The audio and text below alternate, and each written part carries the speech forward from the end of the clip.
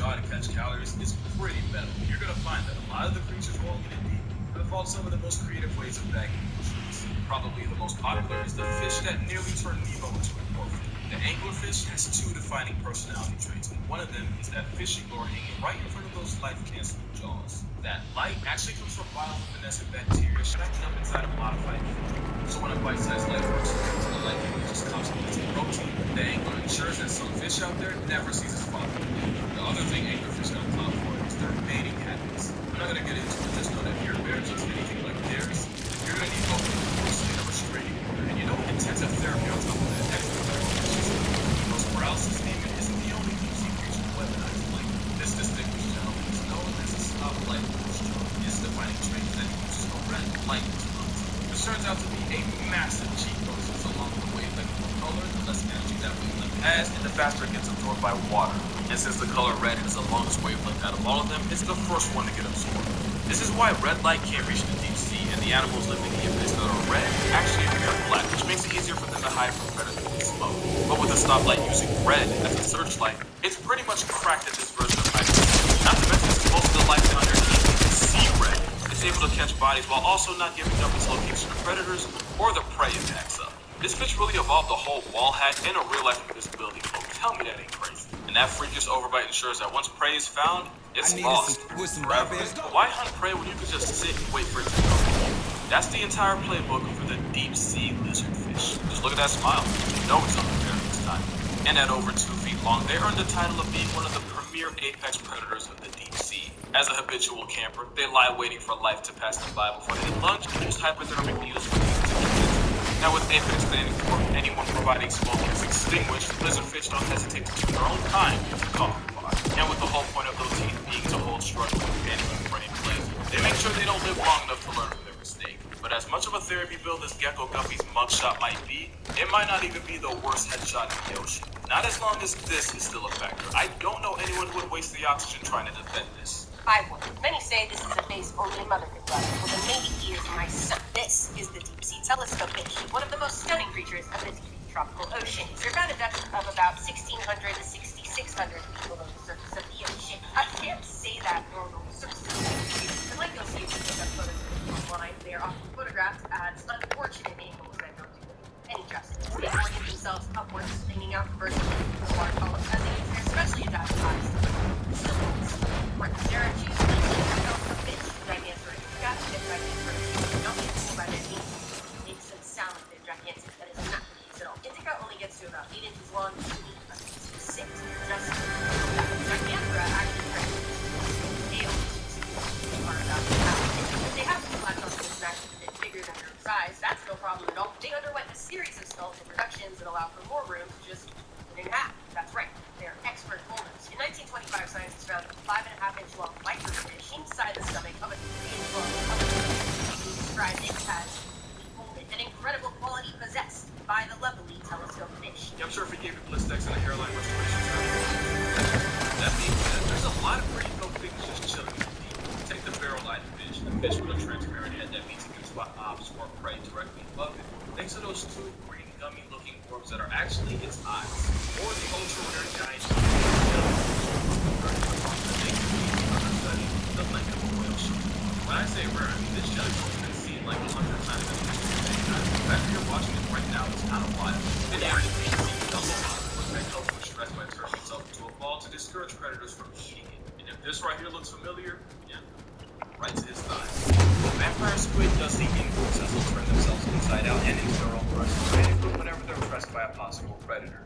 And how about a sea pig for you? Take everything I said about sea cucumbers and forget it for a second because honestly, they're just really cute in a way I can't fully explain. But it's not hard to see what makes this squid east in Sarasota. Rosia pacifica, or the stubby squid, is actually more like a cuttlefish. It's also a cuttlefish, and it's nature's apology letter for the sheer trauma it saturated the ocean. It's actually real, and those arms crashed with the eyes simply catch a prey on a doctor's also environmental indicators. Scientists will often study their responses to changes in water pH and use that to determine how polluted the water is around them. Which you would think would earn this anime octopus the respect of the scientific community. Well, you'd be wrong. There's a video where some scientists found one, and let me just say, not even Hiroshima knows that one. That's gonna do it. Make sure you go ahead and learn water, like your moms. Go subscribe to Lindsay's channel, link will be in the description. Shout out to see y'all in the next one.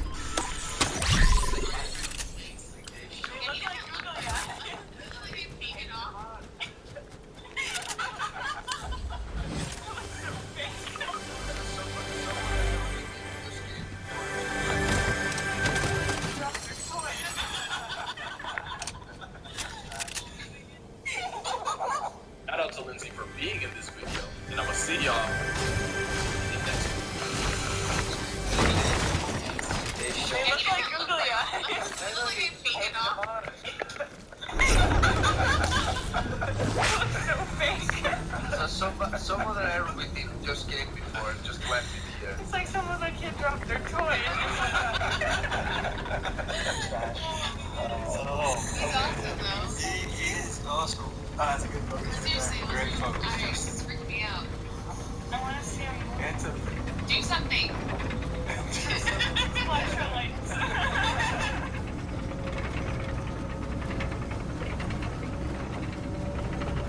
listen. $14.99 a month for a statement app, and $9.99 a month for a music app, and $12.99 for a fitness app, and more money for a bunch of other apps. That really adds up. So why not get YouTube Premium for $11.99? It's like having all those and the entire world of YouTube uninterrupted. Your wallet will thank you. If wallet's So we're on top. supposed to get the YouTube Premium. Try 1 month free. thing.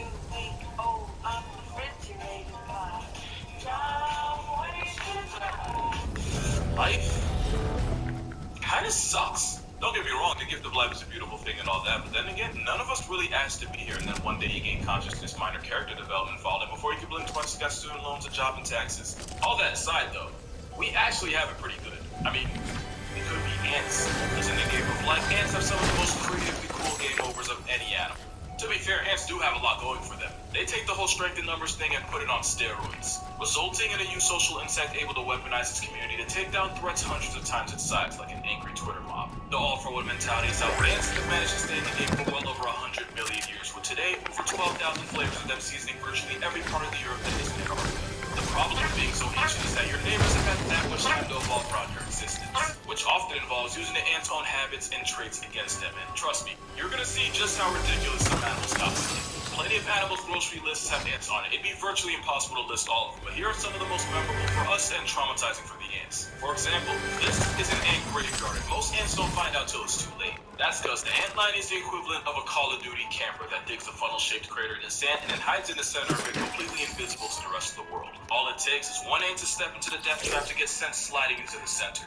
And with the shifting sands and the ant line tracking the ant through vibrations and actually breaking up sand, the harder the ant tries to struggle, the further it slides into the pit, directly into the snare trap jaws. And considering some ant lines can spend years in a stakeout, once they do grab the ants, they waste little time injecting it with venom to paralyze it along with enzymes to digest it from the literal inside out. Which is when the ant gets its actual life essence sucked from it by the ant line drinking its liquefied insides. And once the ant serves no further purpose, the ant line eats the violated corpse out the trap like an empty Capri Sun, and it goes back into its homicide hovel to wait to feed on the next ant's mistake. And if that process sounds familiar, it's cause this is far from what the Sarlacc pit from Star Wars was inspired by. The worst part is, even if the ant manages to struggle up one side of the pit, real-life Jabba will throw up sand from the center, causing the sand around it to collapse, along with the meal prep with it. A camping Trevor isn't the ant's only paralysis demon. A Campaspeus attacks is an assassin bug that also murks anything ant for a living. Like the ant line, that involves administering tissue-melting toxins and then slurping the life out of it. But they don't just toss out the used and abused ant carcass when they're done. The nymph gathers the soul-evacuated bodies of its victims and then wears it like a jacket. This corpse coat helps the assassin bug carry on its ant onslaught while camouflaging it so it too doesn't get put on a t-shirt. This is the first example of what I said about animals using the ant's habits against them. The spiders that the nymph normally would have to worry about also don't want smoke with an angry ant mafia. So scientists believe that cosplaying as an ant army keeps the underage assassin bug alive long enough to reach its adult form, when they don't need a carcass scar to survive. But it also means that an ant's entire existence can really come down to being a part of some assassin's ensemble. I only listen to, it gets so much worse. Forward flies are one of the biggest obstacles in ants' pursuit of happiness, to the point where the United States tried to weaponize the flies against them. The nightmare starts when a forward fly, which can be easily mistaken for a fruit fly, penetrates the thorax of the ant and then leaves behind an egg, and then just takes off like only destruction that you can. This doesn't kill the ant. The events that follow make it wish it did. Once the egg hatches, it migrates to the ant's head where it begins eating it from the inside. The victimized ant is alive for all this, but seemingly goes into a catatonic state. After a couple weeks, we're basically talking about a zombie ant getting its vessel carjacked by the fly larva. That's not hyperbole. The larva devours the ant's brain in its last chance of free will and then forces its self-imprisoned ants to just wander around aimlessly. Eventually, the larva manages to guide the ant to its ideal nursery grounds, that being some leaf litter or a crack in the soil. And in its final act, and after weeks of pretty much being locked in the sunken place, the ant's head literally divorces the rest of its body as the felony fly larva spits out enzymes that destroy the very membranes keeping the head and body together. It spends a little more time using the disembodied head as a crib before it pupates and crawls out the long past tense ant's mouth. It's a fate that would violate the Geneva Convention, but since insects have very little rights, the United States have been trying to use foreign flies in the fight against fire ants. Fire ants that were accidentally Ubered into the American Southwest in the 1930s from Brazil and have proceeded to spread worse than the So scientists have imported foreign flies as the most brutal form of population control for fire ants that really didn't ask to be here in the first place. And apparently, the flies only subtract a small portion of the fire ants, but the threat of them drastically disrupts the colony's activities and forces them to retreat underground. To be fair, you'd be a whole lot less productive if you witnessed your neighbor's head fall off and a whole alien crawl out. On one hand, weaponizing flies is probably less disruptive than mass-producing pesticides like DDT. But on the other, playing God with a mind-controlling, brain-eating parasite can't possibly have a good ending. But either way, it's another example of an animal that's tailored its entire existence around griefing ants. And it's not the only fly that's learned how to hold ants for a living. Ants do this thing where they actually hold on a second. Okay, we're good. Ants often do this thing where they'll feed another ant by regurgitating into the mouth of the receiver. Oh yeah, it's nasty, but not only are they sharing food, but ants like carpenter ants transfer proteins that help boost disease resistance and overall colony immunity. Enter the flies. One species of South African fly figured out the signal one ant will use on its donor to initiate the food transfer. So the flies come in and use the signal touching the mouth region of the ant to force it to give up its food. And as smart as they allegedly are, the ants aren't smart enough to realize they're getting fleeced out of food by a fly, which is probably how they got the nickname the ant-mugging fly. Like I said, hundreds of millions of years is a lot of time for your ops to study your playbook and use it against you. Because when ants aren't getting trapdoored by ant lions, finessed by flies, or turned into a light flex by an assassin, ants are often the victim of some of the most complex manipulation in the entire animal kingdom. One example is how this entire butterfly's existence depends solely on deceiving ants. The Alcon blue butterfly has no weapons, no venom, no armor at all.